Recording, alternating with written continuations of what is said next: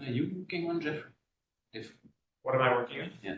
I'm in the market trade institutions unit. Most of my projects are on agricultural value chains.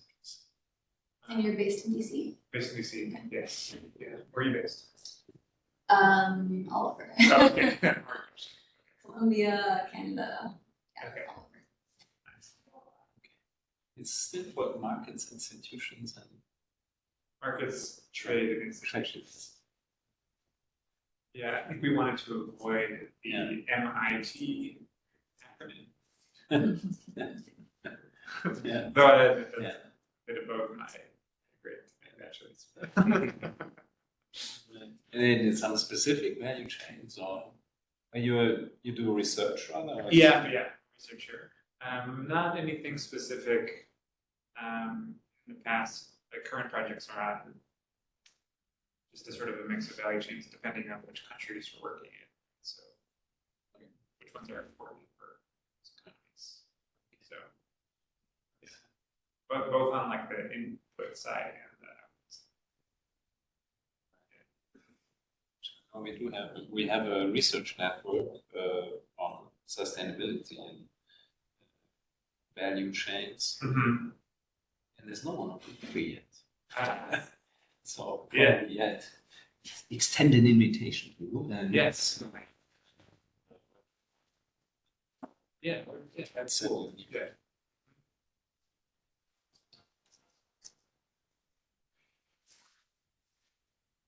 Well, let's go ahead and get started. Yeah, like I said, I'll keep time up to 20 minutes, 30 minutes for the presentation, discussion time maximum. But if we can be flexible with that. Okay. Take a look. Sounds good. All right. Hi, everybody. I'm happy to see you all here, even though we're a small group. I think we can take advantage of that and make this more of a discussion. So I'd like to I guess, say that if anyone has questions or confusions during my presentation, just ask. I don't mind being interrupted at all. So to introduce myself, I'm Debbie Pierce. I'm a PhD candidate at the University of British Columbia, as well as a visiting researcher at the Center, or the Alliance for Biodiversity International and the Center for International Tropical Agriculture, CIAT, in Cali, Colombia. And today I'll be talking about food security and forest access in the Colombian and Peruvian Amazon. And I'm also presenting on behalf of my co-authors who couldn't be here today. So our research question is, do forest access and proximity impact the food security of both indigenous and non-indigenous households in the Colombian and Peruvian Amazon across both dry and wet seasons? So some literature gaps that we're hoping to address, at least when this research was done. At this point, it's been almost 7 years, so it's a little bit, you know, this space has changed. And I know that there is a lot more literature on indigenous community reliance on forest and food security, but we're hoping to really build on this literature, and I know a lot of this has been very recent. We're also hoping to understand more about forest quality and how it impacts food security. I think a lot of the research that's been done has been looking at more incorporating forests and trees close to farms, and what we're really looking at is these intact forests and how a high biodiverse forest can impact food security. We're also hoping to add to the literature in terms of empirical quantitative evidence across all 4 dimensions of food security. So access, security, utilization, and I forget the 4th, but I'll get to that later. And then we're also hoping to understand more about how food access differs across the year, especially in areas with a very distinct rainy and dry season, because that can really impact especially food access for communities who depend on kind of distinct methods of accessing forests. We're also hoping to understand more about these communities themselves, not assuming that all communities are homogenous. So we're looking at both indigenous communities as well as mestizo communities. So to describe our site in Colombia, as you can see in the inset there, this is an area on the border of Brazil. So it's a very highly forested area. You can see 90% forest cover still in this area. It's the Corregimiento La Pedrera in the Amazonas region of Colombia. Within this area, there are 4 indigenous reserves, which are called resguardos in Colombia. And within these reserves, there are 10 different villages, 2 informal rural settlements, the kind of urban center of La Pedrera, and the 2 state forest reserves. So the population here is almost primarily indigenous, but there is a pretty low population density. So very few roads in this area, and most of the forest access is done through rivers. In this area, there are 4 different indigenous communities, the Yukuna, Makuna, Tanimuka, and Miranya. These communities engage in bushmeat, so hunting of wild animals for household consumption, which is legal in Colombia, but only for indigenous communities. And just to provide some more information on kind of food security, stunting among children under 5 is at about 28%. Our site in Peru is a bit different. We worked in Ucayali, which is kind of in the central Amazon region. This area is much more densely populated. So in this area, there are mixed mestizo and indigenous households, and 75% of the population resides in urban areas. Indigenous territories only cover about 20% of this area, and there are no forest reserves.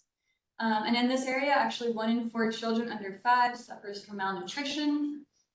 It's also the region of Peru with the 3rd highest deforestation rate.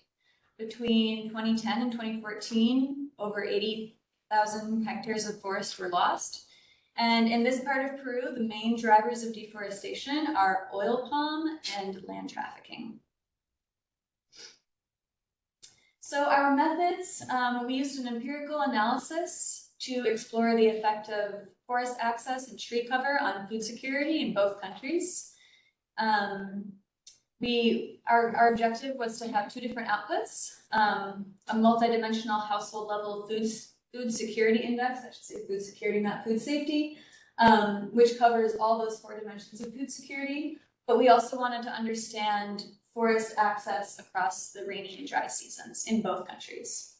So in order to do this, we carried out household surveys over 2 different periods, in 2014 and 2015, so quite a while ago at this point, but we carried out these surveys across both the dry and rainy seasons. In Peru, we did 303 household surveys, and in Colombia, 289. It was a very broad survey, covering issues like education, health, how households were using their time, but also more specific questions related to food security, income, livestock hunting, and just food production, agricultural production overall. So the 4 dimensions of food security that we analyzed were access, which we measured by both household use of forest products, as well as the distance per season to the forest. Stability, so the number of times per year that there was a food shortage. Availability in terms of the economic valuation of the food actually consumed in the households. And then utilization, so the energy source for cooking and the water source that was used for food and handling and processing. So our results initially showed, these results are for Colombia. So they show each dimension in terms of what we found, and then the food security index overall. As you can see, availability, there was a very large difference between availability in terms of economic valuation of food across the dry and rainy seasons. So during the dry season, the availability was much higher. And this is because for these communities in Colombia, they're accessing the forest through rivers. And so during the rainy season, these rivers flood, and it's really hard to access the forest. So we saw this big difference mostly because of that. Overall, we see the food security index is higher during the dry season, on average about 7 percentage points higher during the dry season. And that a large part of that is coming from that availability component of the food security dimension here. And in Peru, we see a bit of a different situation. So there is still a difference between the availability over the dry and rainy seasons in Peru. but it's not quite as big. And overall, you can see that the food security index is lower and it's not quite as different across seasons. So this can be explained partially because both indigenous and mestizo communities are accessing forests through roads in Peru. So that access is just different, not as different across seasons. But as we'll see later, the mestizo communities in Peru, their food security is kind of impacted by different components than indigenous communities. But we'll get into that a bit later. So I wanted to show deforestation rates in each of our study sites among each community. So on the left, we have Colombia, and that's the deforestation rate here, in case you can't see on the x-axis, goes from 0 to 0.75. So in general, we're seeing very low deforestation rates. All these communities are indigenous, and in general, their deforestation rates range from 0.1% to 0.88%. So overall, low deforestation rates. And in Peru, on the other hand, all of the communities in gray are mestizo communities, while the communities in kind of the darker gray are indigenous. And those deforestation rates range from 0 to 30. So all of these communities are deforesting more than the communities in Colombia, but we do see in general, on average, lower deforestation rates among indigenous communities in Peru. And these are not forest reserves, these are just the indigenous communities that they live in. And the highest deforestation rate among mestizo communities is about 36%, so significantly higher. Yeah, go ahead. How are you measuring deforestation? That's a good question. I believe it's the Peruvian government that's measured this, but I do not know for sure. So we wanted to kind of tease apart the access to forest and its effect on food security in Colombia. So we looked at this using two different measures and understanding how this contributes to food security overall in Colombia, and saw that on average it has a pretty high effect. So it's accounting for about 10% of the food security among indigenous communities in Colombia. So it's statistically significant using both of our methods here, and it's positive across both methods. Whereas in Peru, the situation is a bit different. So we wanted to understand how forest is impacting food security, kind of looking at both indigenous and mestizo communities separately, because we were seeing kind of this distinct effect. So among indigenous communities, we see that it is statistically significant and there is a positive effect of forest access, but again, it's lower than in Colombia. So on average, it's a little over 2% that it's contributing to the food security of indigenous communities in Peru. Whereas among mestizo communities, we see a very different situation. It's not statistically significant, and it looks like the average impact is actually negative. So there's something distinct going on with mestizo communities, and I think the hypothesis here is that mestizo communities rely more on markets. I think both these communities rely on markets, but especially mestizo communities. So even if they are accessing the forest, they're often selling those products rather than consuming them in the household. Yeah. Sorry, question, maybe I missed it, but could you explain a little bit more the IV? What does that mean? So those are two different methods. I was not personally involved in this, and so if you have specific questions, I can relay them to my colleagues, but I don't know the details too explicitly. Yeah. I have a less technical question. Okay. It's on the expenditure. What do people consume? And do you have in your survey that before? I was about to ask it even in the first part, but I think it's central to understanding how. Like what types of foods? Yeah, what kind of food do they only measure what they consume from the forest? What do people? Are there differences in consumption patterns between these two groups? Yeah, that's a good question.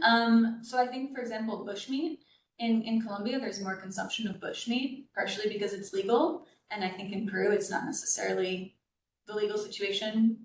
For both indigenous and mestizo communities is not as secure. So there's less protein consumption in Peru, at least wild protein consumption. I do think that both in both countries, they are consuming things like fruits, wild fruits, nuts, things like that. Beyond that, I don't have a lot of details, but I can definitely check Okay, that. it's not part of your surveys, right? So It was part of the surveys, but I don't think that the results ended up being, I don't think there were significant differences in terms of consumption, at least in terms of the types of foods being eaten, besides bushmeat, as far as I know. But I can check. Maybe we can discuss later a bit more. Sure, yeah. The cyclical patterns, too. that's obviously. Sure. Was there anything else before I move on? So to conclude, we see that households with more forest access on average have higher food security. Of course, there are a few mestizo communities that don't fit into that trend, but in general, especially indigenous households with more forest access have higher food security. But of course, the impact of this forest access depends on the deforestation rates and forest quality of the forest that they're accessing. In Colombia, we see that households that are residing closer to forests with low deforestation rates access these forests on average more often during both rainy and dry seasons, and that this is directly associated with higher levels of food security. In Peru, households that have less forest access and lower food security than in Colombia. So we're just seeing, in general, in Peru, lower levels of food security than in Colombia. And interestingly, and I think kind of counter to what we were assuming when we started this study, was that increased market access does not lead to improved food security. So that was an interesting finding.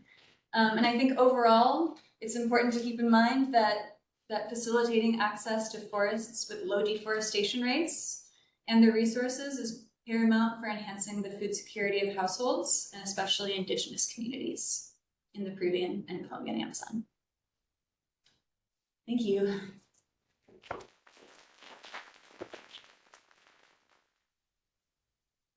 Great, thank you. You can open it up for questions. We've got some time for that. I can start us off with one. I'm curious about the sort of institutional arrangements and how they may differ. You have different rates of deforestation in two contexts. Are forests protected in those areas? Do indigenous communities have particular, rights over the use? Yes. Yes. So in Colombia, the indigenous communities do have pretty substantial control over how they're using their lands.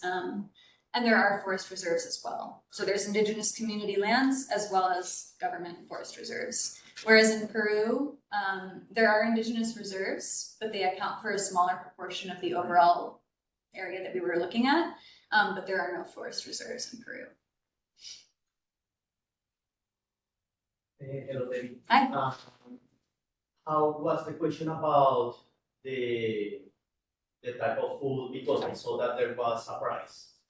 But for example, in indigenous communities in Colombia, it's kind of a hard question to ask them what's the price of what you are consuming. So, I mean, more about how was the question, especially in Colombia. Yeah. Yeah. Wish I had an answer for you, because I was not involved in the data collection phase. I don't know that, but I will definitely ask my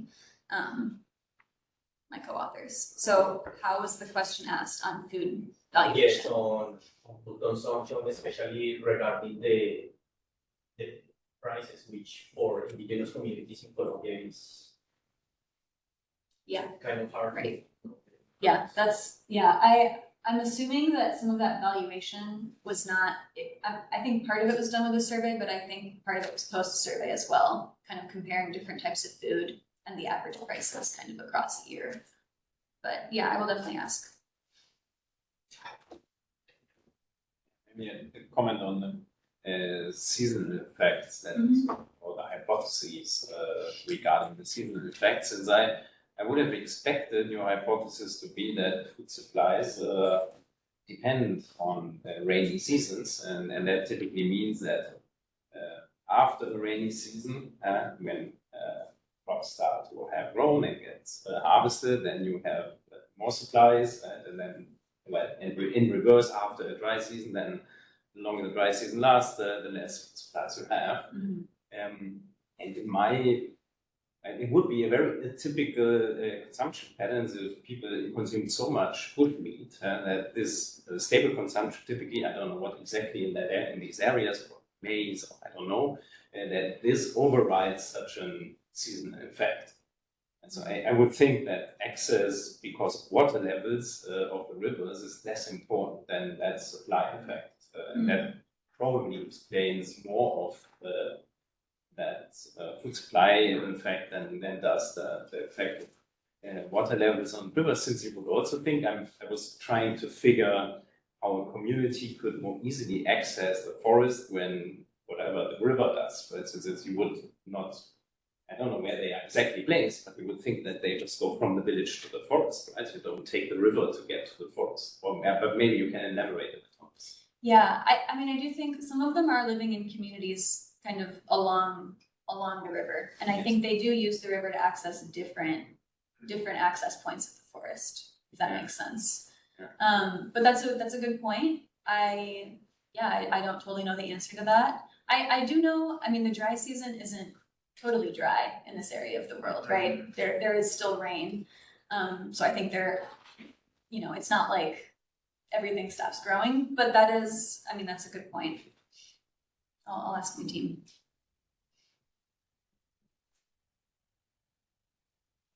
Any other questions?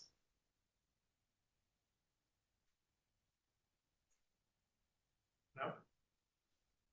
Okay, well, thank you very much. Thank you. Yeah. Next up, I think, is Tim. Yes. Yeah, Tim.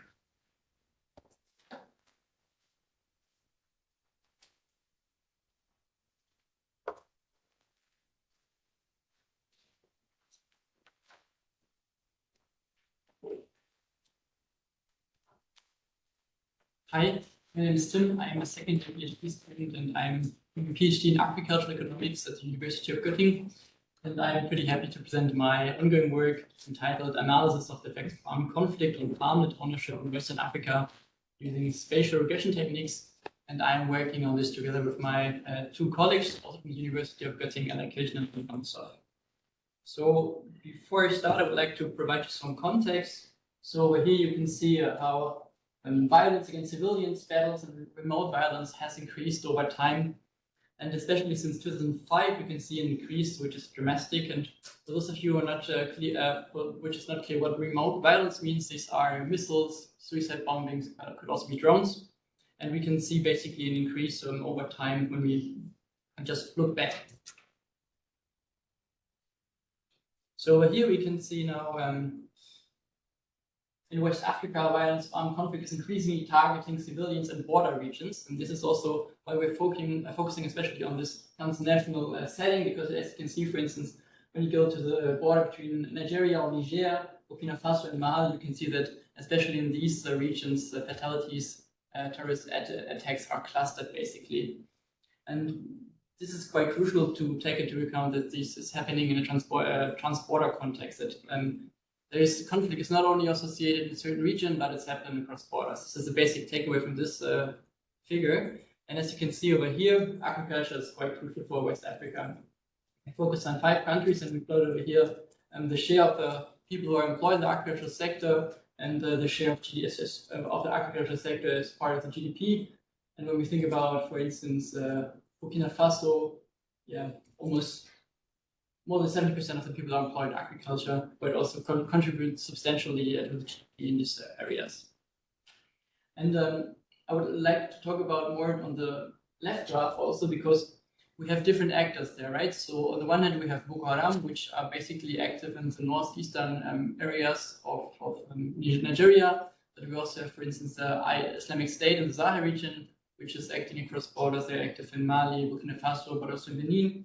We have basically an Al-Qaeda branch in the Sahel region, which is also acting across countries. But we also have in Mali local actors such as JNIM or Damnan Amasuga. So these are with local actors, but we have also these actors that are operating across borders. And what might be the potential pathway how armed conflict affects agriculture? So we have a direct effect. Basically, we have a terrorist attack which leads to casualties, which drives the labor, affects the labor supply. And we also have landmines which might harm the suitable land. But there's also an indirect effect. So first of all, security concerns. For those of you who are acting in agriculture, risk preference are quite crucial and basically determine how what we are doing on our plots. So security concerns might affect, for instance, land prices, but also what kind of crops am I going to plant on my plots. We also have risk of traveling inputs. For instance, in Mali, it's quite common to commute to get better inputs. And this also affects my decision. Is it worth to consider commuting to a different city to get better inputs when there is conflict around or on this way? And the last point might be migration. When I'm affected by conflict or close by conflict, this might also lead to migration decisions. I may send some family members away, which also might affect the labor supply in the end. So studies who are focusing on how conflict is affecting landmark decisions are using basically satellite data or household data, and most satellite studies that focus on satellite-based studies, they found that there is a reduction in cultivated land, and they also show that this is true for several regions in the world. For instance, this results also for the Ukraine, but also for the Bosnian War. But when we go to Mali, which is part of our study, this holds true. But also when we go to Sri Lanka, the civil war in Sri Lanka, we also see that this pattern holds in Southern Asia, basically.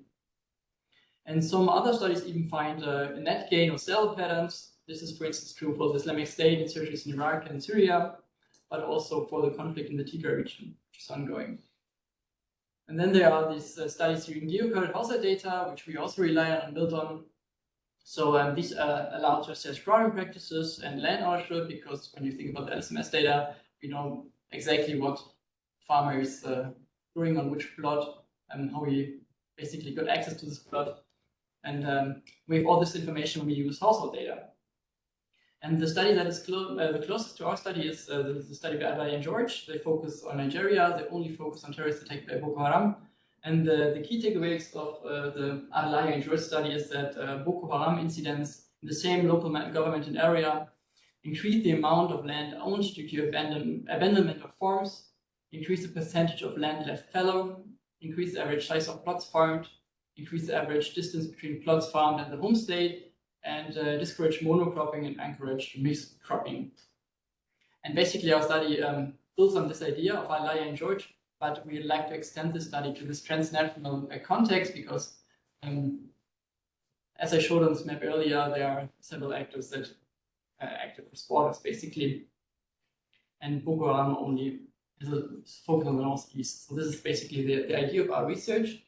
So this brings us to the research gap and to our research questions. So previous studies focus on specific country or region, as the study of Adlai and George show. I also repeat these other studies, for instance, focusing on the one Ukraine or in the Tigray region. So they only focus on one country or even one region, basically. We try to extend this scope to this Western African setting.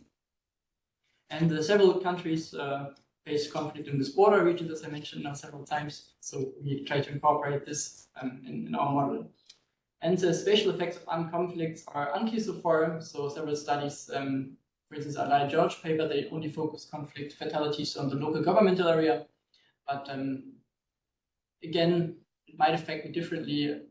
We have the geodata of the farmer, and we have the geodata of the ACLED of the incident. So we can just make it even more precise using spatial techniques. That's what we are going to do now. This brings me to the research questions. There is a relationship or an association between incidents of armed conflict and farmland ownership in this transnational setting. And we are also curious about whether this effect varies between the distance of the household, because we have this anecdotal evidence that it doesn't matter whether the conflict is 5 kilometers away or 50. Farmers are aware that conflict is happening and they're close to where they're living. So therefore we are curious whether what is happening when we shift basically conflict further away, how this is also affecting farmers. Because, yeah, make it even more clear, just later, but before I bring this argument a bit clearer, I would like to introduce data quickly. So we rely on harmonized survey on households living standards. This is an LSMS data set. It's a cross-sectional harmonized data set, and we rely on the general household survey of Nigeria. And this data is geolocated. One bottleneck of this data is that we only know the precision and the coordinates of the people within a radius of 0 to 2 kilometers for urban areas and 2 to 5 kilometers, sorry, for rural areas. But this is to ensure basically the privacy rights of the farmers and people who are participating in the survey. And we use the conflict data. When it comes to conflict data, we use the ACLE data set, which is basically the most commonly data set when it comes to conflict incidents. And these incidents are also geolocated. And we basically filtered the ACLE data set by terrorist attacks. So we only consider terrorist attacks. So farmer-herder incidents are excluded. We only focus on non-terrorist attacks because make it as precise as possible. But it doesn't matter in our analysis whether the fatality was caused by Islamic State, Boko Haram. We assume, this is our assumption, that it doesn't matter for the farmer whether the incident is by Boko Haram or Islamic State. So we only focus on fatalities by terrorist actors. And this is how it looks like. So this is exposure to armed conflicts within a 100-kilometer radius of the surveyed household. So the gray dots are the geo points of the farmers, and the redder the point is, the more prone to conflict is this to fatalities is this area. And also you can see in this rich data set that when we think about this border between Mali and Burkina Faso, some conflict is going on in the border region, but also between Niger and Nigeria, we can see that there's also fatalities are increasing in the border region, and this is what we are trying to assess. So what are our key variables? So number of fatalities, I explained it already. We basically filtered the active data and just make sure we only have fatalities by the terrorist actors who are acting in this region. And then we are trying to distinguish the effects between 0 to 25, 25 to 50, and 50 to 100 kilometer. So we just build a radius around the farmer, basically. And what is the rationale behind? So basically, thinking about the Washington context, when a conflict is happening in Georgetown or Arlington, yeah, it might a farmer who's working in the building of the World Bank might affect in the same way. But if we move, for instance, to a conflict in Philadelphia, there might also be an association. This is what we are trying to investigate. And we focus in this analysis on 3 land use variables, which is the number of plots owned, land owned in square meter, and percentage of land acquired for free, because there is this hypothesis of Adlai and George, which they show for the Boko Haram context, that people are just getting access to land for free. We cannot look into how crop patterns have changed in these transnational settings because we have cross-sectional data. But yeah, this is the rationale. So over here, I show you the summary statistics, and in our paper, we also focus on incidents, but I will only talk about fatalities. So you can also see the incidents within the certain radius, and we also model fatalities as a dummy variable. And incidents is just, there was something going on, some terrorist activities, but fortunately they did not end in fatality, basically. So these are the incidents, which we also model in our paper. And on the 5th and 6th comments, you can see the Moran's eye, because as I already showed you on this nice map, that there are some clusters of conflict. So there is some spatial articulation going on. This is something that we have to consider when we try to model this. And in the column 5, we show the Moran's eye using a distance of 200 kilometer. And as you can see, yes, 200 kilometer might be too broad, but nevertheless, for fatalities, we see there is some spatial articulation. But in the 6th column, we use Moran's eye based on nearest neighbors. So we only include the 100 nearest neighbors.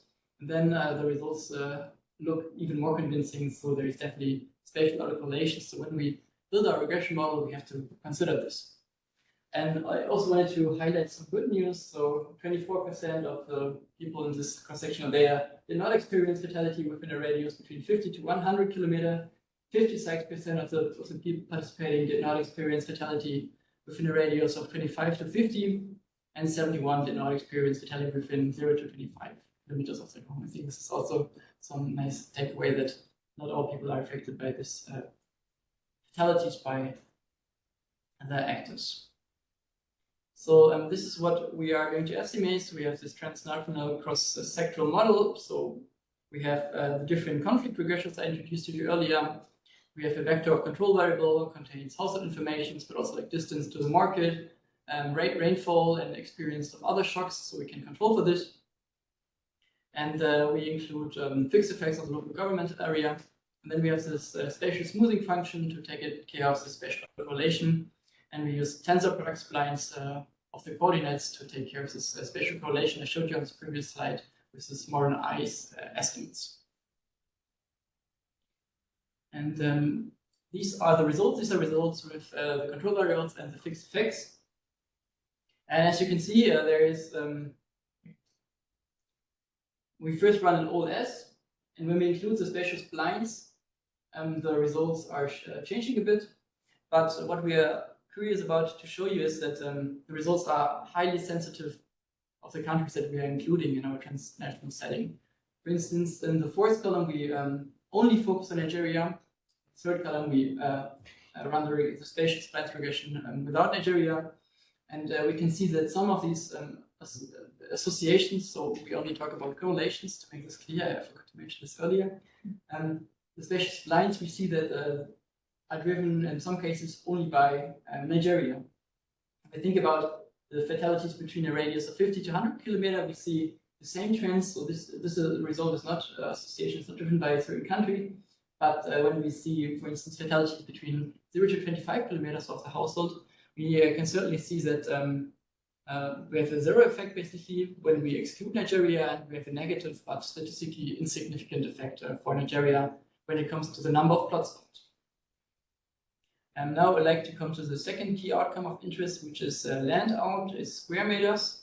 So again,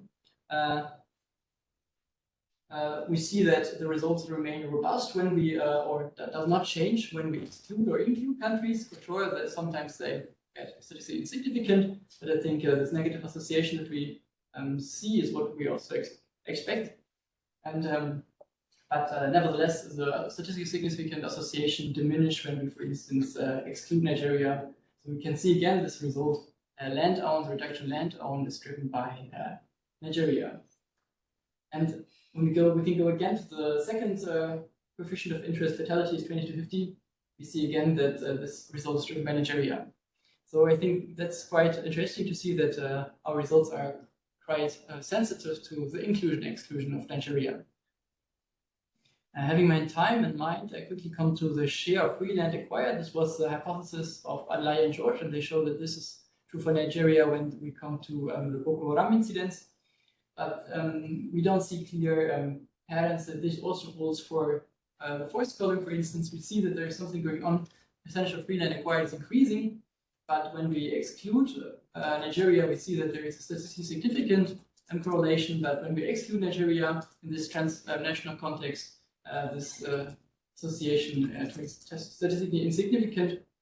But which I try to highlight here is we don't see, when we include or exclude, we don't see that the direction of the effect or association is switching, but we can see that including, excluding some countries is highly sensitive, and the coefficient is changing substantially, and also the level of statistical significance.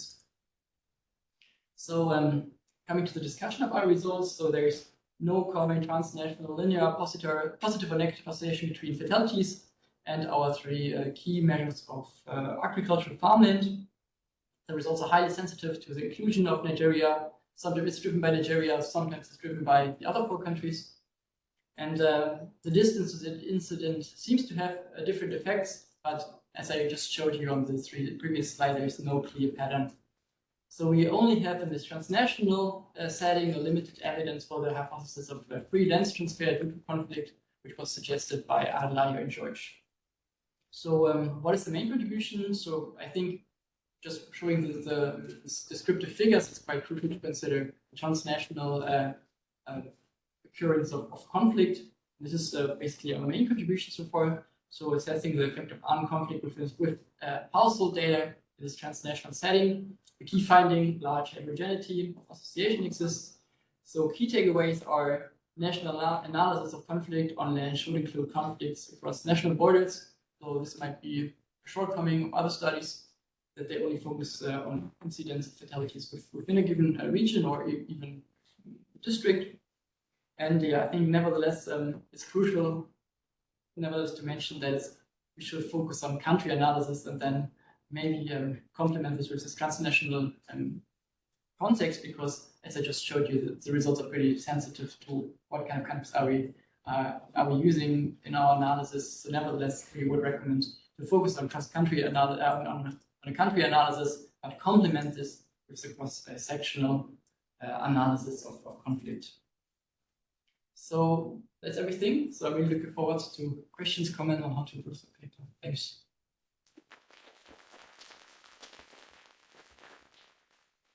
All right, thank you. Any questions? Hi. Nice to see you. Nice to see you. So thank you. This was very interesting. I have I have 3 questions-ish. Mm-hmm. So I think, or maybe 2. I like that you're analyzing this across so many countries, but I think maybe it would be even more interesting to show the estimations by country instead of just the Nigeria versus others, because and thinking that maybe each setting has a unique historical context that you could exercise in trying to understand the differences. And my other question is about the difference across your spatial boundaries. So you have these kind of donuts of distance, and you're not really seeing effects where I thought you might see. It's like, so my prior is if it's closer, it should have more of an effect on you, whichever the direction is. And we don't see that. And I wonder if either you have a theory about why that is true, or do you think it's just a weakness in the data because only 20% of your observations have a non-zero in that zone? And maybe that varies by country also. Yeah, thank you for the question. And also good recommendation to focus rather on the country analysis and discuss this more. Yeah, what we assume is we expected the switch for this last coefficient. This is what we basically, based on anecdotal evidence from Mali, would have expected, that we see this negative association of fatality rates when it comes to land ownership, number of plots owned. But we expected this shift when we focus on the last coefficient, because people might migrate. It's something that we cannot incorporate or test right now, but people have basically the outcomes on the plots. The harvest is decreasing because people are, the land owned is reduced, the number of plots that are employed is reduced. Somewhere else, the people have to move and have to produce food for the people, right? So this is our hypothesis why we would actually expect this positive association of conflict further away on. I see. This is what we expect right now and try to test. Yeah. And so can you rule out that it's also from a weakness in the data? No, we cannot rule this out. I mean, how many, like for each, you should look at, you don't have to answer this right now, but you could look at within each country, how many observations are actually really contributing to your internal donut zero? Mm-hmm. Yeah, thank you for the suggestion. Go ahead. Okay. I was wondering how you dealt with like communally owned land in these countries, because I know a lot of the land tenure is communal land. So I'm wondering if it's possible that maybe people are migrating without selling land necessarily, especially in those situations. Yeah. So in the data, they basically ask how many plots do you own, what is basically the ownership status. And we considered all plots basically which people considered as their own. It doesn't matter whether it was they rented it was inherited, or they bought it. So we considered all this and do not distinguish between basically how they got access to this. We just followed how many plots do you work on basically, and these are included in our analysis. Okay.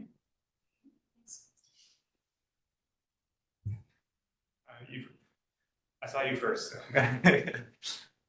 Thanks, it's super interesting.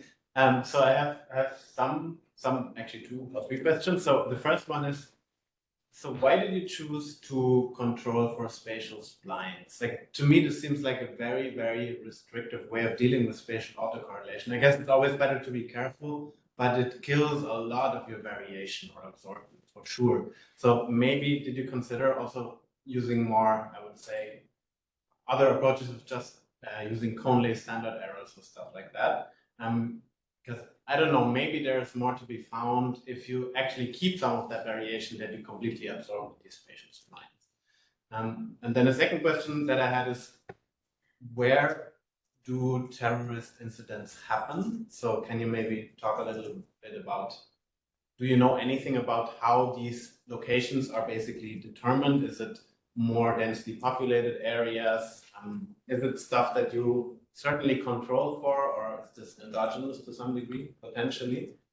And finally, I didn't fully get it. Why do you only look at the terrorist incidents and exclude all other types? Mm-hmm.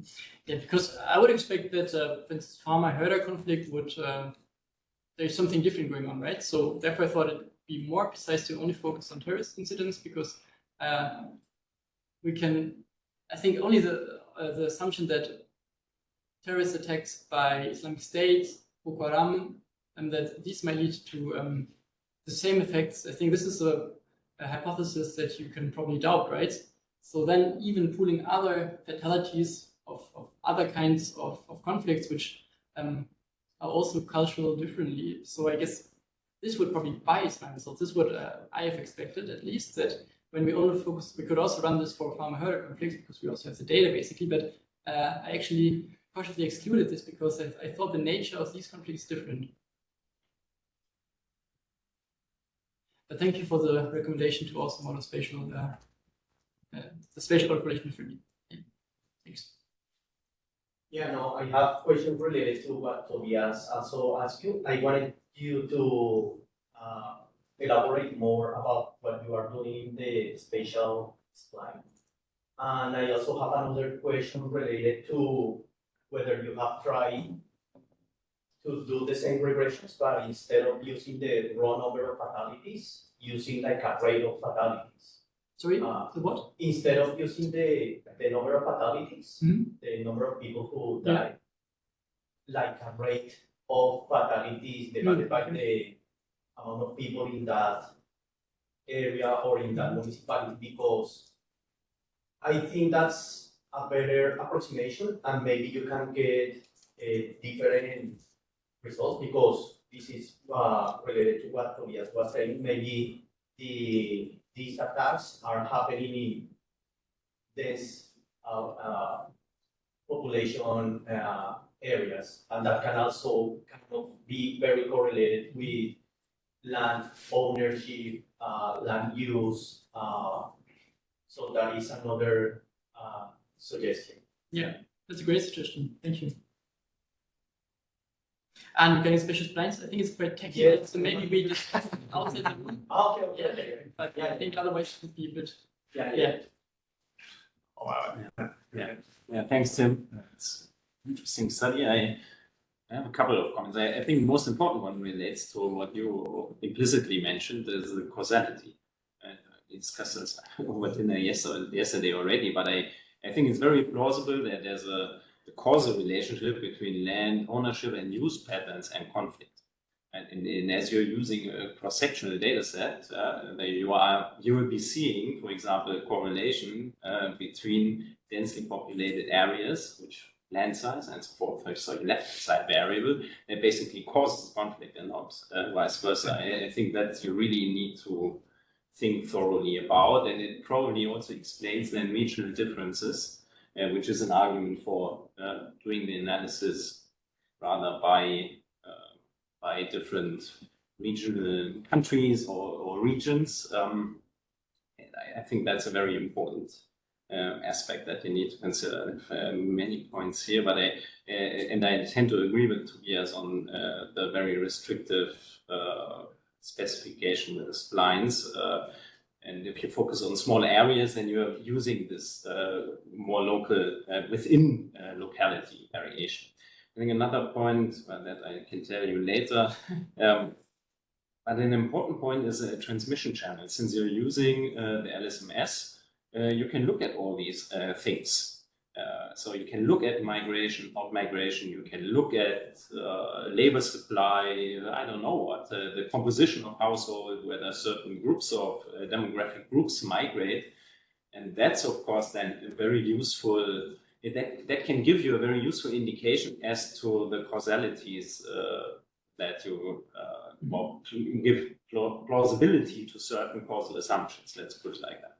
Yeah. I think that's a route to go, and that's very straightforward and easily done. Yeah. Okay, I'll leave it there. I have 3 questions too. The first is why just fatalities? I can understand why that's a very important indicator, but also like non-fatal events might be worthwhile, particularly when thinking about agriculture. To think about like someone's field gets burned, you know, that increases perceived risk of planting, making an investment in agriculture.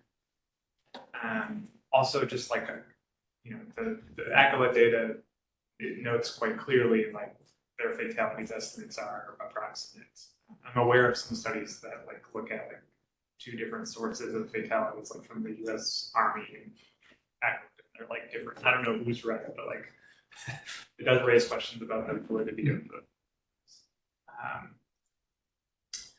So on the point about cross-border effects, like what would be really cool to show is like, do households close to a border, does it like, do they respond or do they have any sort of relationship with?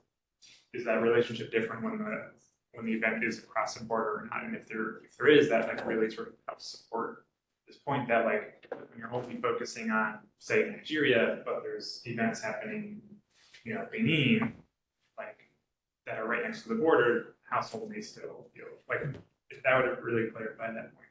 And the third thing is like you are in the building where people have the direct coordinates of those households. Like you should find the person, or help try to find the person, or find someone who knows the person that can help you get access to the unmasked data. They won't. I mean, I think that can be relatively challenging, but you can also sort of like work with that person and add them as a co-author, and they can run data in this building so it's secure and you maintain confidentiality, but you also get like better access to it. Like I'm aware that happens. Yeah. So take advantage of being in the building. That's great. Those are any other questions? In our paper, we also focus on incidents, and this would include things like my field got burned basically, but but I just presented it. I just presented it. Sorry, thanks. And also regarding, do we have some time left? Yeah, sure. Yeah. And regarding the debate about, there's also, for instance, Uppsala University, they also have this conflict data set, and we also observed, we controlled, or we also run our stuff with the Uppsala data set, and there are differences for sure. But from my understanding, ACLED is actually the better one. In comparison, ACLED to Uppsala, ACLED is the better one, but interesting that you raised this point, so I have to dig in. I think it depends what you're trying to do with it. I think that other one, the threshold for like what categorizes an event is much higher, so you might miss things. Like, whereas in ACLED, you might include things that don't actually like register on people's day-to-day. Great. Thank you very much for all the feedback. I really appreciate this.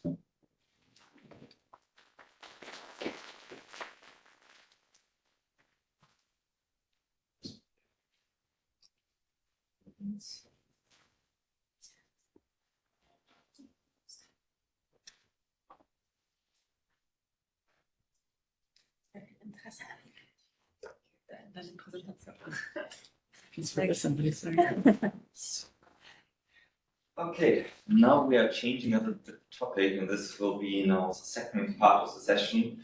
And I think this will be mostly all palm now, but not so much on conflict. So don't be confused by the heading of the session. I will present today a paper named Labor Displacement in Agriculture Evidence from All Palm Expansion in Indonesia, which I have written with colleagues formerly at the University of Göttingen and IPP in Indonesia.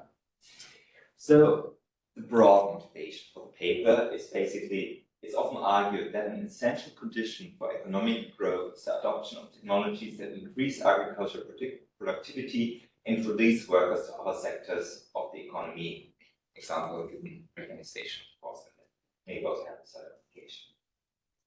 And of course, you have multiple studies that look at the plot level, looking what if you mechanize your farming operations, how does this affect working hours, yields, profit increases, etc. That's quite common, right? The CG centers do that all the time. However, only a few studies actually look at the potential heterogeneous effects of such technologies on different types of households. So at the whole labor market, not only at the plot level. The few existing studies show positive welfare effect for farmers with access to non-agricultural and higher labor markets, and detrimental effects actually for landless households and women. But also in these studies, it's sometimes not very clear how this comes about, and there's little evidence how actually the interaction of these technology works with land availability and cropland expansion. And as you might think, this is quite crucial actually, because if you can save labor in a farm, you have different options. And one of them, you can expand your land. And this is, as I will argue, now the reason why we look at oil palm in Indonesia. And you might first think like, well, he started with mechanization, but why is he now talking about oil palm? So the first and the most important reason is that actually oil palm led to massive labor savings in the smallholder farming sector of Indonesia. If you just look here to the left side, what you see is actually a comparison between oil palm and rubber, and they are both big perennial competing crops in most of Indonesia, but you can also do this for other crops. And what you directly see is actually that the working hours drastically decreased. Like you would work like a year 300 hours on a rubber plot of 1 hectare, but only 25 in oil palm. For female, it's going massively down, and also for male labor, it's going massively down. But and this gives us like the opportunity to look at land use change, basically, that is labor saving. And we argue that is one of the core characteristics of oil palm compared to rubber. Because if you think like what is happening there, before you have a tree, you're basically going there every day with a small knife and you're chopping your rubber. That's kind of done by men and women alike. Oil palm, you go only every 2 weeks, you have like a big stick with a knife on it, which is very heavy to handle, which is why men don't see such a drastic decrease. And that's very much what is, so they are very comparable, except that there is a much bigger knife in oil palm, and you don't need to go there quite so frequently. There, of course, there is some other characteristics, but that's like now one of the interesting characteristics why we thought, okay, let's look at oil palm through the lens of labor savings. And oil palm is, as you might all know, quite fraught with a story. There was the oil palm area harvested in Indonesia, went through the roof starting in the 2000s, and it led to a quite massive increase of agricultural area in Indonesia. And this was basically the crop which led the expansion in the agricultural sector, both in terms of area, but also in terms of productivity. And you see for other crops, it's just not the same story, right? It was oil palm that was driving in the agriculture sector. And this basically is then for us the change that is interesting for us to study, because we have because we have labor savings compared to competing crops. We have men that have a relatively higher labor productivity in oil palm compared to women, and we have massive cropland expansion. And the fourth point is that smaller farmers are also heavily engaged in oil palm cultivation. So if you don't work on the sector, some people might think oil palm is only concessions, but no, there's actually quite a number of smaller farmers being involved, and this explains also to some extent why there were quite positive income statistics in some regions. So a research question is, what are the employment effects of labor saving many people, such as the adoption of all funds for different groups, being in particular women and men? How does this interact with problem expansion? And I would argue this lens is quite important to understand the literature about all farm.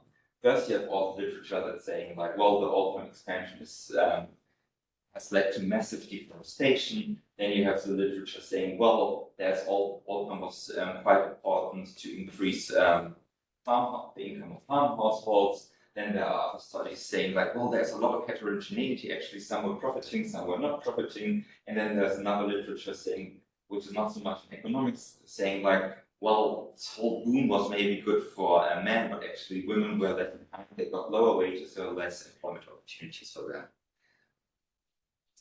And the data to bring to make this story is actually quite diverse. We use data from a local farm household survey that was collected by us in 2012, 2015, 2018.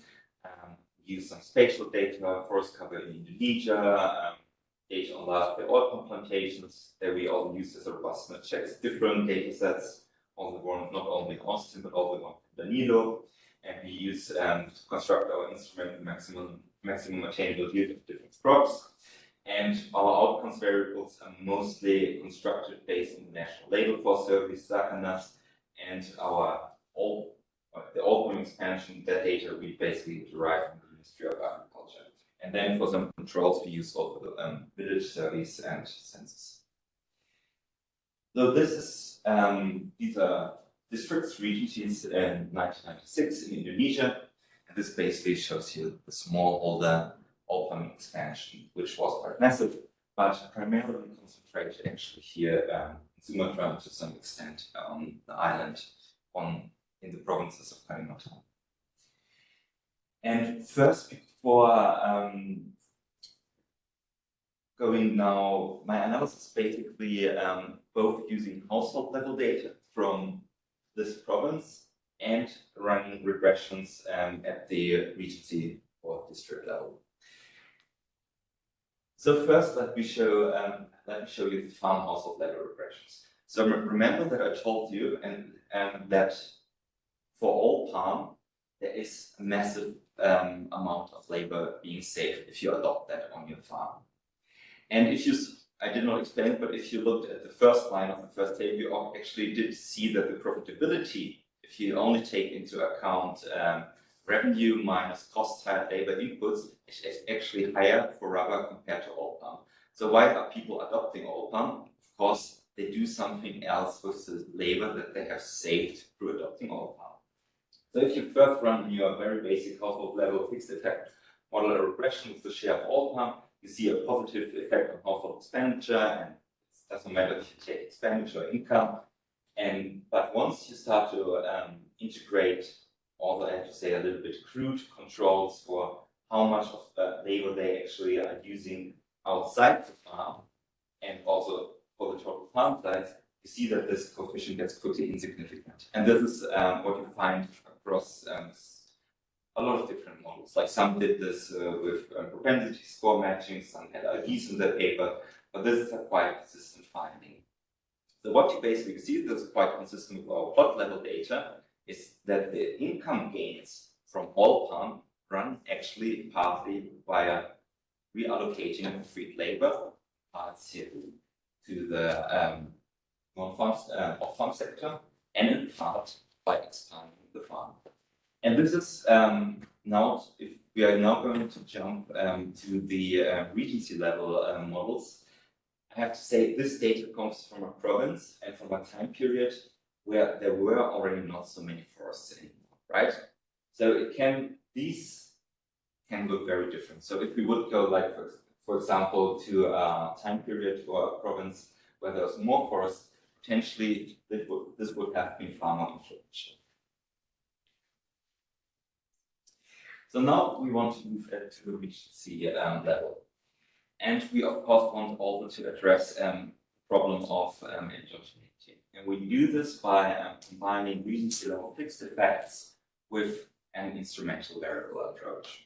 Our instrumental variable is constructed by using the maximum attainable yield of all palm from the global agroecological zone database by the FAO, grid source 10 kilometer, calculate the average attainable yield of all palm within a regency, collapse regency back to historic boundaries using area weights, and interacting the attainable yield with the annual all palm expansion, small all palm expansion at the national level. So our instrumental variable predicts the annual growth of the share of area cultivated for all palm if regency level expansion were entirely driven by agroecological suitability. And this is the regression model. Here you have the first stage, and I don't know if I have to go too much into detail here, but here we have the all palm expansion in each region. We have here the interaction that I just explained from the previous slides, and we have control variables such as mean age, etc.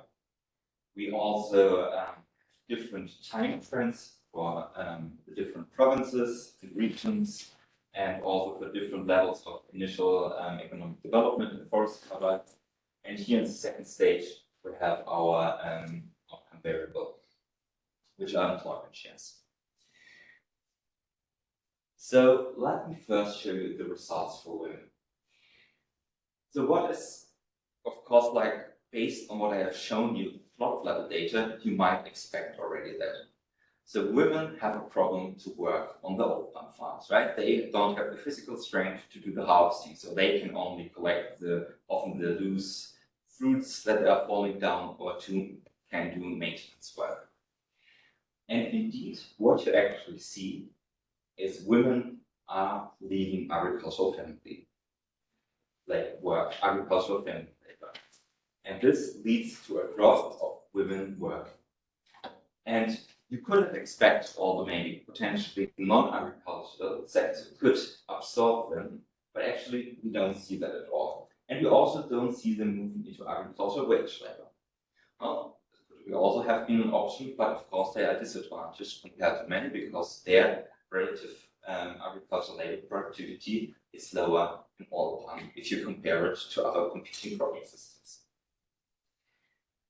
And the interesting thing is, for man, it looks now quite differently. There you don't see, like in the IB models, a significant effect on the share of men working. You still see a little bit as expected, the share of men in agricultural family labor is going down, but what here we also see is actually the share of men in agricultural wage labor is going up. Because they will also now potentially work on the land of our farmers that have now expanded their farm area, planting all palm. And this is now quite consistent with the plot level and the household level data that I have shown to you. And we did robustness checks, like in the explanatory variable, attainable yield of other major crops multiplied with the expansion rate, and alternative explanations through infrastructure migration, and also controlling for large-scale oil palm plantations. And as I said, like at the beginning, we were also quite interested to see actually how this interacts with the land abundancy and cropland expansion. And I cannot show you everything here because we don't have the data, of course, what is happening there in detail, but we can show some correlations. And what is interesting here is that in regions where there was the share of the forest cover in 2000 was pretty low, there was a quite heavily negative effect for women on their labor force participation. Because basically there, you could imagine what was happening. All palm replaced heavily other crops such as rubber. So women were just losing out, like they were not anymore needed in the rubber sector, and in the all palm sector there was just not a lot of demand for that.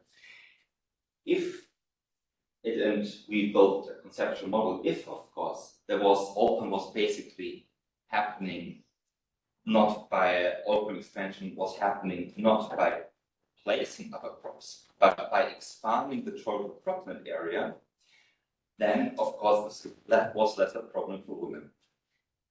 And I think this shows quite nicely actually how vital actually in Indonesia, what you have seen with the smallholder oil palm boom is actually related to land availability.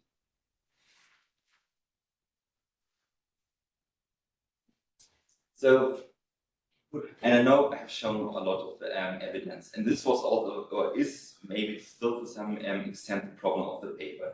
We tried to bring together like data from the plot level, we tried to look at the household level, then we look at the regions level, just to explain why the oil palm expansion and the smallholder oil palm boom worked in such a way as we have observed. There was massive deforestation, cropland expansion. Some farmers benefited to some extent, but as mostly anecdotal evidence shows, mostly there where they could actually expand their cropland. And also mostly anecdotal evidence from a lot of studies showed that there was a huge problem for women actually to work in the oil palm sector. So here I try to conclude everything that I've shown. Oil palm adoption has contributed to rising income levels for Indonesian smallholder farmers on average, and has decreased the demand for agricultural labor per unit area. And we have seen that the oil palm expansion into grasslands led to new employment opportunities for men, which buffered most of the adverse labor market effects for male rural laborers. Because if we take the plot level data serious, also male rural laborers should have like a big problem, but there was massive cropland expansion, also like in the areas where we have mostly smallholder oil palm. For women, the results are less positive, with decreasing labor force participation due to a large drop in agricultural family work, and the non-ag sector is not absorbing the free labor of women. So our results show that the economic success story of the oil palm smallholder boom between 2000 and 2015, that decreased labor intensity compared to traditional smallholder farming systems, is also a story of a massive cropland expansion, similar to the large-scale oil palm plantation, that however still left women behind in terms of work. Colleagues said to me, well, that's great, they have more free time, but that is of course debatable. And overall, our results suggest that these labor market effects are highly heterogeneous between regions with scarce land resources compared to regions with abundant land resources. The economic success of the oil palm boom in Indonesia is less likely to replicate in settings with more scarce land resources. And I think this is also important to understand. The oil palm boom in Indonesia happened to a time where in many regions there was still land available for the farmers. And so a farmer who was formerly cultivating 2 hectares of rubber, which is sufficient to feed your family, if he wanted to go to oil palm and feed his family, he had to go to 4 hectares. That was making him better off. But this was only available, possible in a certain time period. And as our analysis of where we try to interact with land abundance is shown, this was also only possible in some regions, not all across Indonesia, which potentially also explains why when you look at these household level studies from different provinces, they come to very different conclusions about smallholders and oil palm. Some saying it worked well, some say it did not work well at all, they were a lot worse off in the end. And I think this lens on labor settings in the oil palm sector is quite important to explain the story behind the smallholder oil palm. And of course, there are a lot of different things still to discuss, especially smallholder interaction with large-scale oil palm plantations. But I think I have already exceeded actually the, probably with all the different regression levels, block level, household level, region level, your attention span. So I'm going to leave it here. Thank you very much.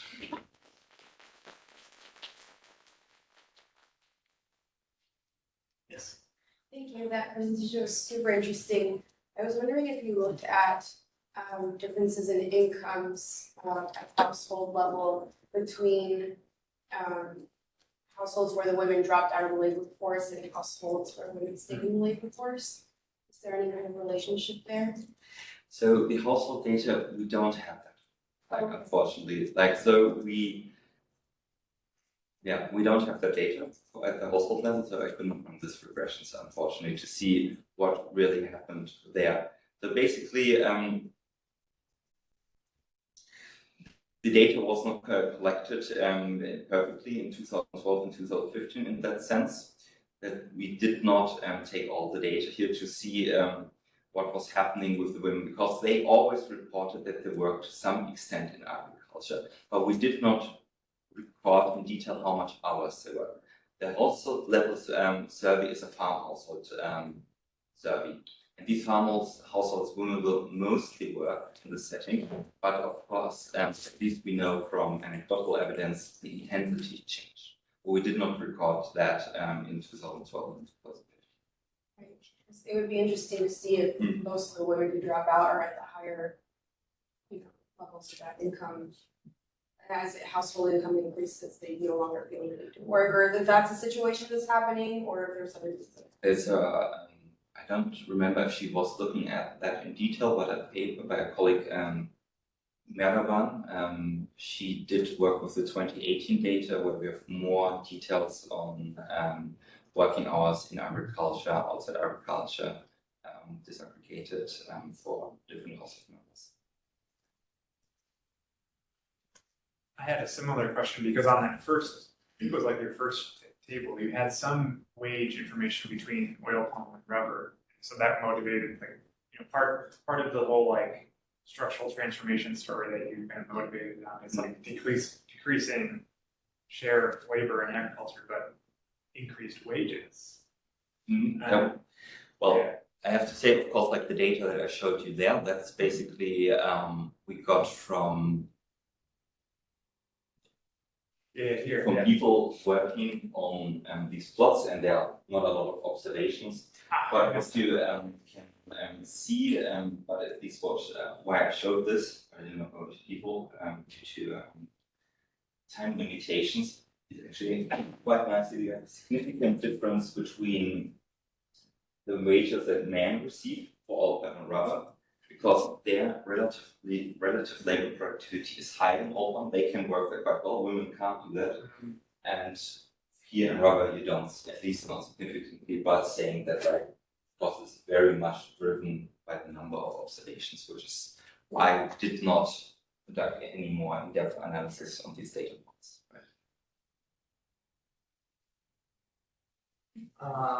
What was the thing that changed that implied like this adoption of this technology? Was it only just increasing the price of oil palm, or in the 2000s there was a machine that made possible to use this new technology in this kind of plantation? What was just like the reason that motivated this? So why oil palm was adopted? Yeah. Though there are different reasons why oil palm was such a boom crop in Indonesia. One is the government was like pushing for it. There were like a lot of different schemes that financed large-scale oil palm plantations in combination with contract farming. The other one is just there was a huge demand at some point for oil palm, because like the food industries was searching for new ways to produce a lot of their butter, their ice, etc. And there was just a big global demand, and Indonesia saw that and took advantage of that.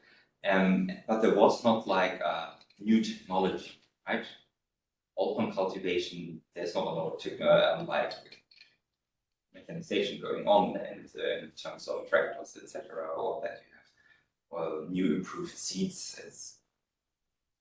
But rubber, I mean, there's also the rubber side that becomes less attractive because of technological shifts and substitutability cost opportunity. I think that's a tiny bit. Any other questions? Otherwise, then that's also, I guess, okay, because I know this were now a lot of slides and a lot of different pieces of information. Maybe not 100% well connected, but I hope you still got the main message of the paper. I hate to end on this, but can you help me like understand the magnitude of the IV estimates? Like you're regressing, so there's like a relationship between two shares, right? But then, like, what's the range of the dependent variable? These are above. So basically, of course, the share of smallholder open area in a region C. So it will never go to 100% to 1, because that will mean the whole region C is open. Right. So you would like normally see, for example, on average, there was like in Sumatra of 5%, maybe. Okay. Or if you take 10%, and then you would come up with here the share of women working decreasing by 0.9%. Okay, so that's sorry to end on like a technical meeting. So, thank you so much. And there's another question.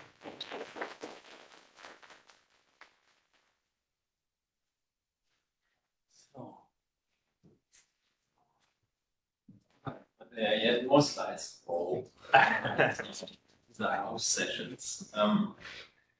And well, happy to present this paper. And my name is Emily. I'm based at IGA, that's German Institute for Local and Area Studies, also affiliated to the University of Göttingen, as many, it's quite a few of the presenters even previously or currently. And also working on Arnold, as you can see. This Christoph is not yet out of the job. I'm very happy and relieved when I saw that he's in the same session, since he has done all the technical, he's your partner for the technicalities of the paper. That's why I'm very happy that he's here. So it's joint work with Christoph and Sandra from CDE, the Center for the Development Environment in Bern. So I will talk about the oil palm sector, yet about a very different topic. It's also not related to conflict. And we will examine whether Western initiatives for sustainable supply chains can have beneficial effects as to, say, tropical peatlands. That will be also looking at Indonesia. So what is the question? Maybe some related literature. First, I think we're all aware in this room, that there are negative impacts of global agriculture supply chains, particularly upstream when it comes to agricultural commodities that cause massive deforestation and related carbon emissions, and this is very well documented, in particular for the Indonesian palm oil sector that may have had some labor market repercussions, but that had also major ecological consequences. Well, being aware of that issue and problem, a couple of approaches have been introduced to address this problem. I've distinguished between 3 different types of such approaches. One important one being domestic regulation, thinking about Victoria on deforestation bans and so forth, which are key, but it's not regulation that matters, it's also enforcement. In many places, it's rather not regulation that limits effectiveness of these measures, but it's lack of enforcement. And there's many papers that look into that. The second approach are voluntary commitments by the private sector. Well, you know, sustainability standards of various types, and a well-known such standard is the standard of the Roundtable of Sustainable Palm Oil in the palm oil sector. Another one with relevance in this particular sector are zero deforestation commitments that date back a couple of years, as I will explain in a second, that have been shown to be effective in some firms, in individual cases, but that have not stopped deforestation at large. This is also what the literature overall suggests.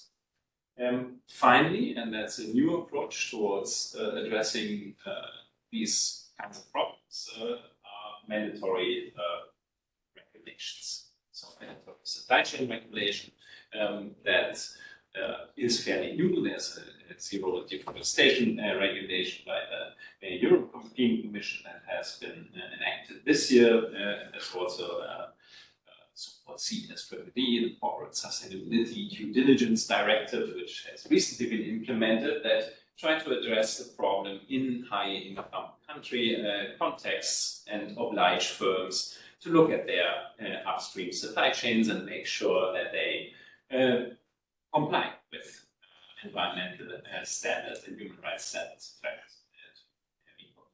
They're increasingly implemented, but still fairly new, so evidence of this is still scarce. So, and what we contribute here is, in a sense, we are contributing to this overall general debate. Let me tell you specifically how, but in general, it's about how these Western initiatives, combined with domestic measures, really effectively address environmental degradation in producer countries. That's the overarching question that we address. And before I go into the details of the Indonesian case, I have here some, say, conceptual considerations to frame the discussion. So what we've been thinking when we started working on this is how do we have to think about the effects and the mechanisms of such regulation in producer countries. And one obvious factor that influences the effectiveness of such measures is the importance of that particular market. And so it matters whether that zero deforestation rule that in the EU has any effect on what happens to Indonesian rainforest. Of course, depends on whether any of that palm oil is being exported to the EU. I'll be coming back to that later. In a sense, that is also a soft power effect that you are talking about. So by this regulation, you're of course also influencing how producer countries regulate their markets. So that's one such mechanism. And it matters, of course, how these goods are being produced, whether they are traceable or not, and technological characteristics, if you wish, of that supply chain.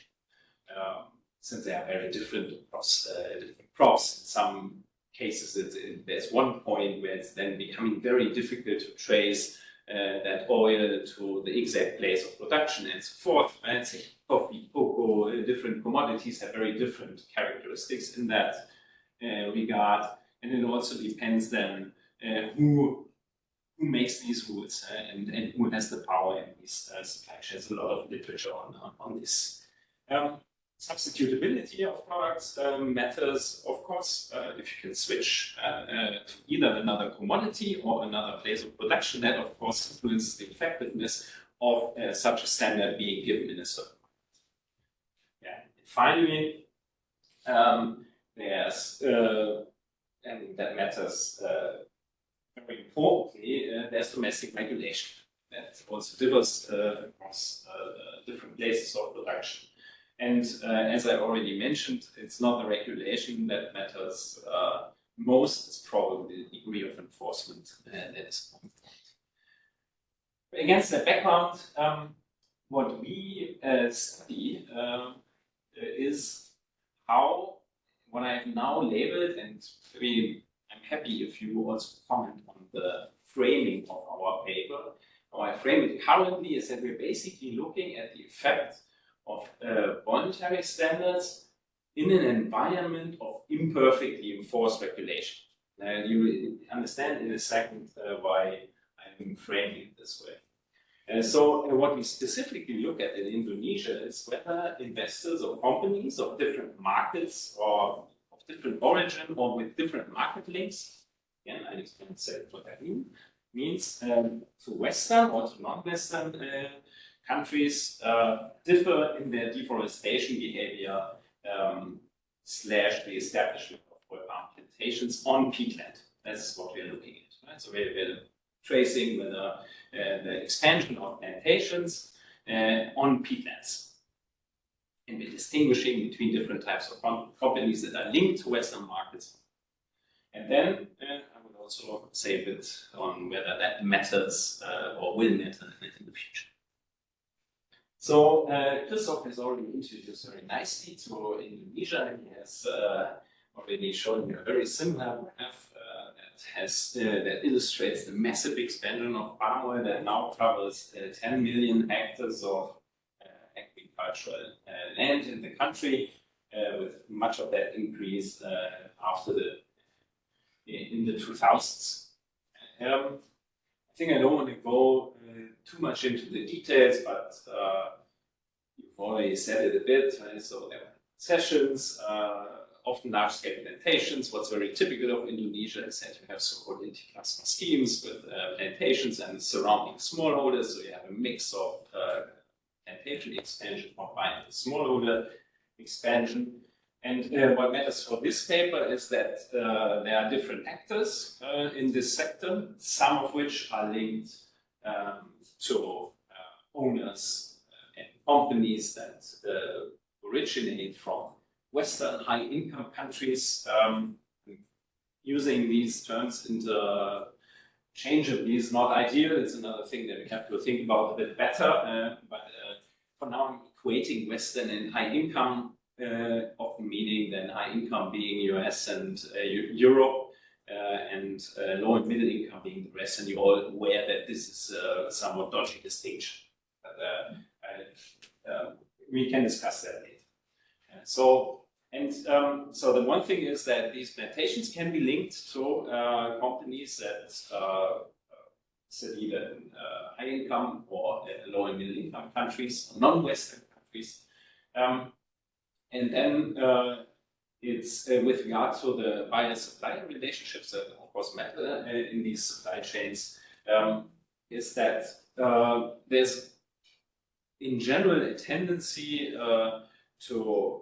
for the supply chains of high-income country companies to be a bit more stable than those others. So you would be sourcing from a more volatile sourcing strategy of the latter sourcing from different suppliers.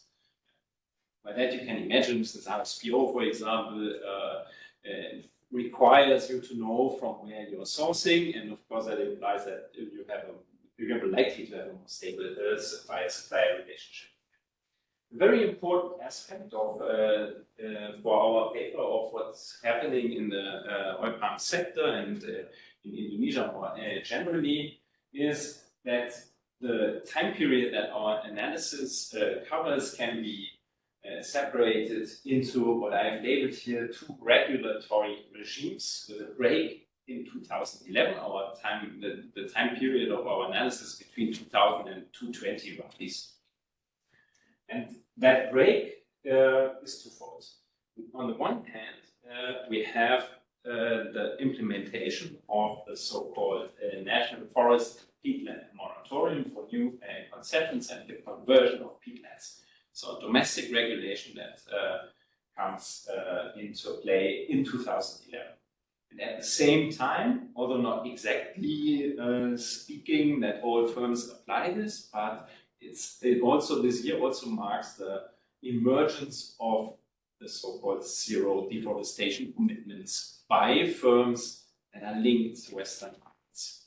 And that's why I talked about the domestic regulation, the STC effect. So it's a combined effect. All right.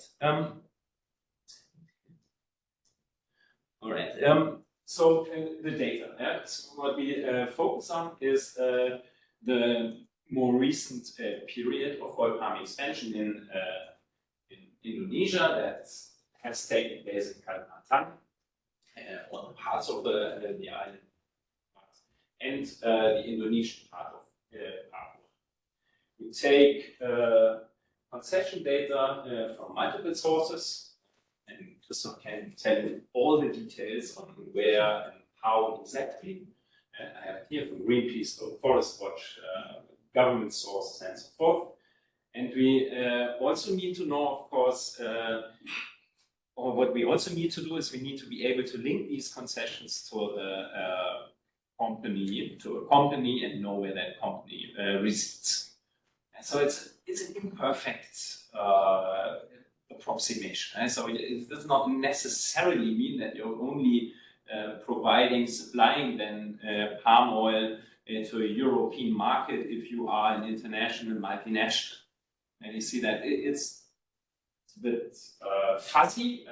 Nevertheless, you can see that it makes a difference, which is the main point of the paper. So it does not invalidate, I think, our analysis. Peatland we take from Global Forest Watch, and the outcome variables that we're looking at look at the two sides. We look at the expansion of, we have proxies for the expansion of palm oil on the one hand, but we also use deforestation and forest degradation proxies. And there are even more data sets that you could possibly use. Again, this will be able to help. Well, and here's already the main result that I can already show you without the need to even show you the regression results, which I will show you anyway in a second. But this is basically key results. What this shows you is the additional area that is being planted with palm oil using this particular data source. Function of the distance to the peatland border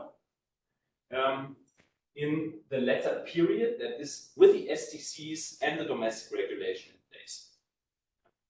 And what you can see is if we look at companies or concessions that we can link to high-income country companies, they basically don't plant any palm oil, none at all in this period. It's really zero. And if we then look it's exactly the same data source, right? We're looking at the peatland borders, and if we do that, the same exercise for in the companies or concessions that we can either link to domestic, I should have said that, to domestic plantations or low and middle or companies from low and middle income countries, we even see the reverse. And so we even see a higher expansion of palm oil within peatlands as opposed to outside. And so this only goes to the 5-kilometer border. So this is a key result. Right? So I show you that we can confirm this by regression analysis. It looks a bit more fuzzy when we look at other indicators. I don't know these data sets well enough to be able to explain what that means, but you can see that it's also these bin averages are a bit misleading. You can already see that this difference here, and the second one, if you use other data source, is not so large. That this is not the average, right? So that's what we're saying. But here we can see the same patterns, basically. Here's no difference. Here we can again see higher increase. It's always increases. It's not shares. It's share differences.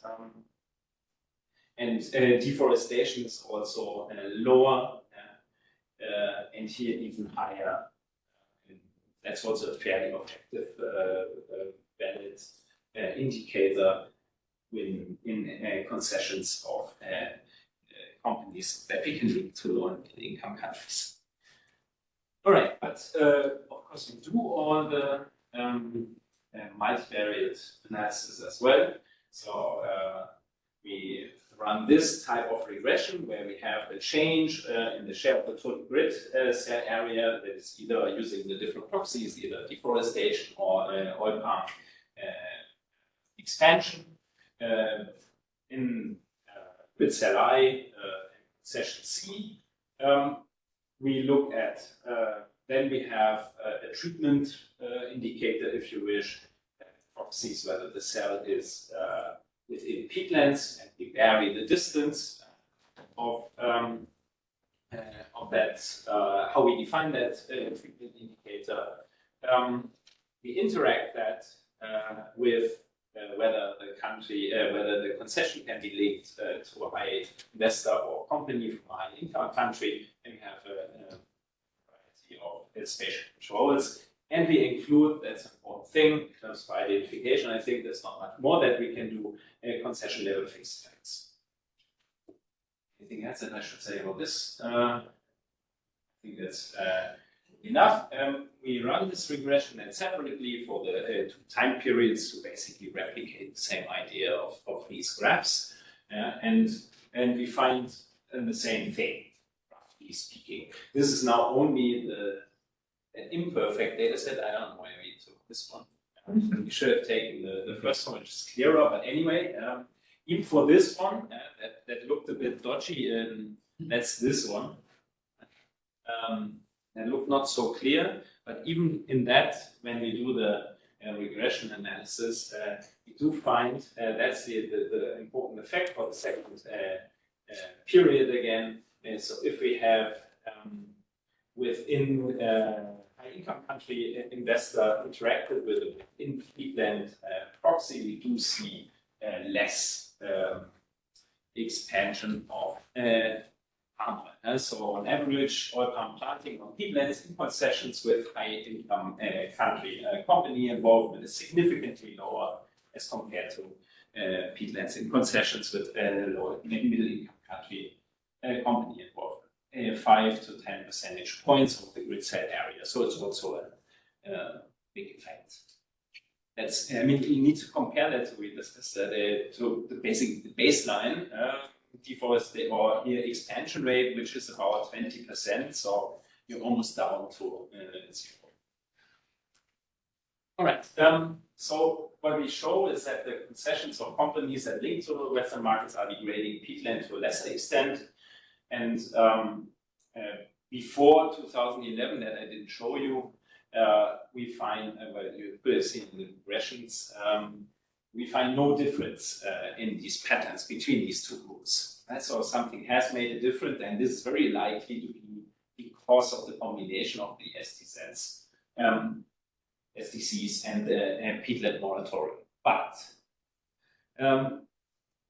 put this into perspective, right? So these Western companies that may fare much better, but here you can see that it may not matter so much, since this is the share of the area of concessions that we can link to those high-income country investors. So what is this? Half a million or 0.4 compared to almost 3 million hectares, and that's in our sample here in the regions. It's not a 10, but it's still a large share.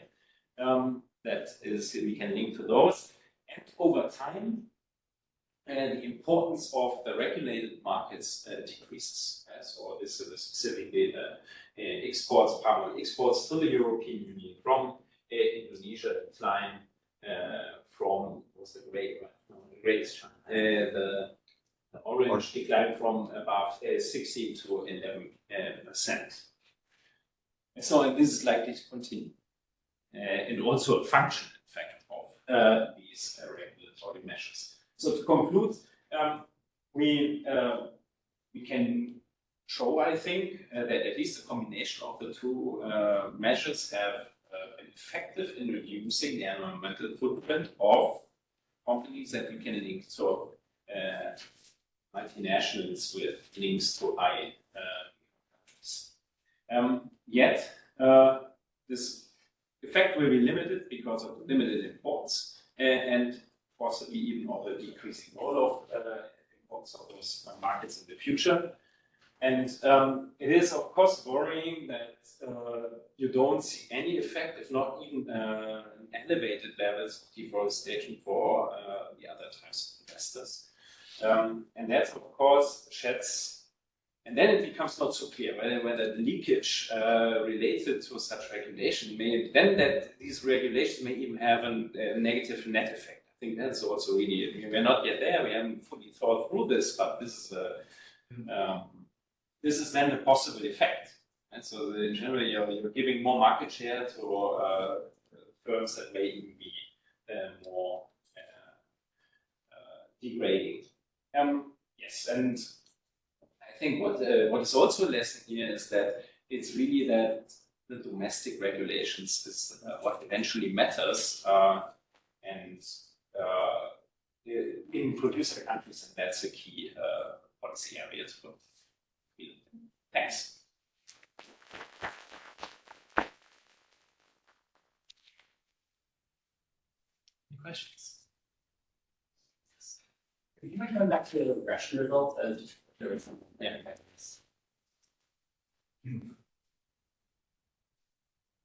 Okay, so I was looking at this. Great. I was curious, so on the trade results, like, so all of your exposure is determined by ownership, which you would expect to be maybe the most concentrated effect. But a lot of the story is exposure to kind of Western trade. And I'm curious whether you've played at all with some of the data that's like trying to start to link like specific companies to Western markets. Like if you actually had import level data, how much different companies are exposed to Western markets, that it at least expands the kind of base that you're maybe exposed to these things. Yeah, I know. I agree that that's something that we should add to strengthen our argument. We don't even need to incorporate it in the analysis, right? But we need to show that what makes these, what are the shares of markets, of certain markets that these companies that we call Western here eventually cater to. I think I perfectly, but we haven't done this, right? So what do we know about this? Well, you have already better data there, but in the end, what we try to do is we look at these concessions that are owned by companies in high-income countries, and then we also looked using disclosure statements and the farming companies to see if they are also related to the companies, which cater the West market buyers, etc. And that you see like a quite different pattern there, of course, because they are, of course, that are delivering the palm oil to the Western markets, while the domestic ones, they are much more involved with for India, China, Pakistan, Bangladesh. Yeah. And they will pop up a lot less frequently in disclosure statements where we have to go via the farm. Yeah, that's more indirect, and doesn't allow you to quantify it, but at least a qualitative measure, if you wish, of the exposure to. So basically, using the lists of clean suppliers to be considered by the Nestle's and the likes. I have a question which is related to the estimation. I find I'm quite confused about whether it's kind of a regression discontinuity or whether it's kind of a difference in difference because you have two periods or it's a combination of both. Yes, I'm confused about it. It's a bit confusing, right? So and I was short. No, it's basically sectional and comparing the two time periods. The left-hand side variable is a change in the share. This is a change in the share, deforestation shares, and then you're basically comparing what happens within peatlands, outside peatlands, interacted then with whether it's a high-income country or low-income country. Is that clear? No? Okay. So when I asked to pull up that regression result, like why are you running these as two separate cross-sectional analyses rather than kind of a difference in differences? Because it seems like we can also run it as a difference. And then you have a triple interaction. That's why. But in principle, you can also do that. Seeing a significant effect, because if you go to the next slide, like it looks like you have a very negative effect that's less precise in the pre-2000. Yes, I think I also prefer that. I mean, like, we are not yet there, right? Like, this is very preliminary work that we're presenting. We are unsure about the framing.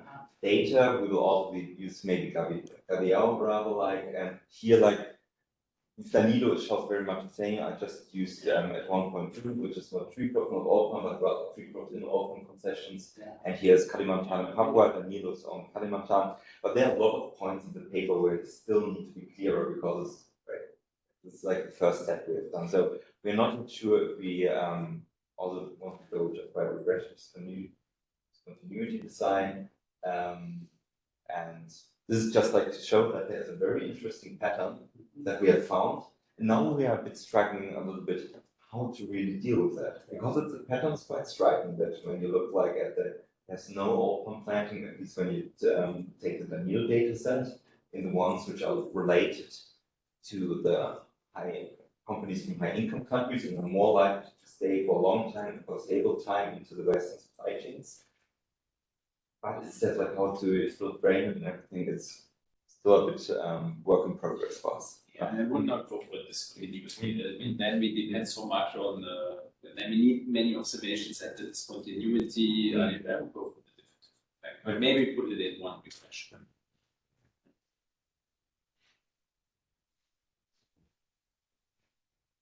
Any other questions?